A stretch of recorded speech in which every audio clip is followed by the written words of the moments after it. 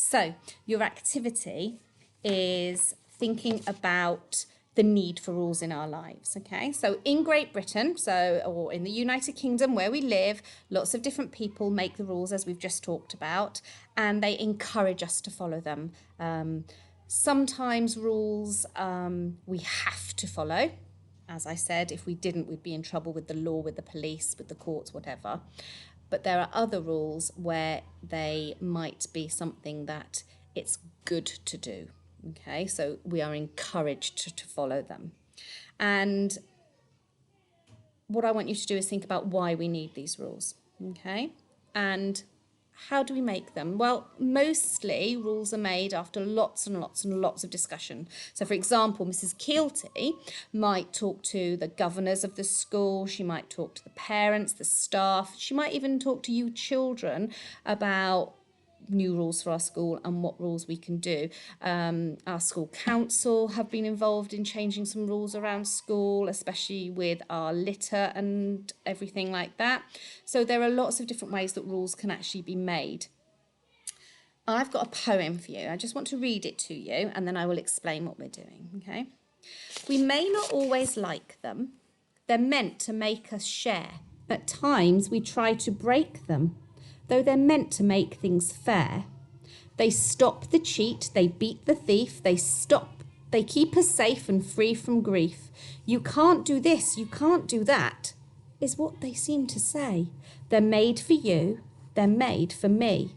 It's best we should obey. Okay, so what it's saying is rules are there to help us. They might be there to keep us safe. Most of the rules that you might have at home or we have in school are to keep you guys safe and to make sure that your well-being is looked after.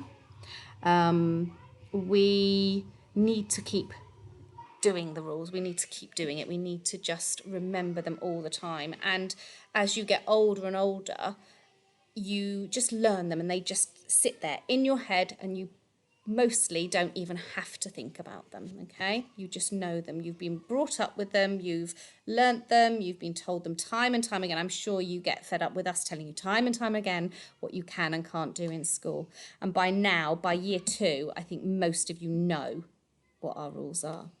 So what I want you to think about today is if rules are fair. I mean, should we have a certain rule or can we make it better? What is a good rule? And so the sheet you've got is just asking you to think about, 1, how many people can you think of that actually make the rules in your life? Okay. Can you think of an example or 2 examples? I put 2 speech bubbles on there. 2 examples of a good or a fair rule, or even a good fair rule. Okay. And I want you to come up with an idea for a rule yourselves. It could be a rule for the country as a whole at the moment with everything that's going on. You may have a better idea than the government. It could be a new rule for when we come back to school. It could be a new rule for at home, especially with us all being at home a lot more. Maybe there are some new rules that you've had to come up with, and maybe you've come up with some behaviour charters or rule charters for your family with the lockdown. And maybe you can pick out 1 or 2 of those rules. Obviously, if you want to put more than 1, please feel free to do that. But at the end of it all, I want you just to remember why we have those rules. And although it may seem incredibly boring to follow rules all the time, they're there to keep us safe. And that's the one thing we must remember. Okay. I'm actually looking forward to seeing what rules you guys come up with. It'd be quite interesting to see just how your minds are working at the moment. Next week, when I check in with you through my video, we'll be taking this a bit further and thinking about the people who make the rules a bit more. But for now, let's just focus on why we have them, what they are, and if we can actually make any of them better, okay? I hope that makes sense. I have waffled on an awful lot, and I have sent Mrs. Shah and Mrs. Bats to the staff room, so they weren't photobombing me in the back. And I will, check in with you next week. Send that work in to me, guys.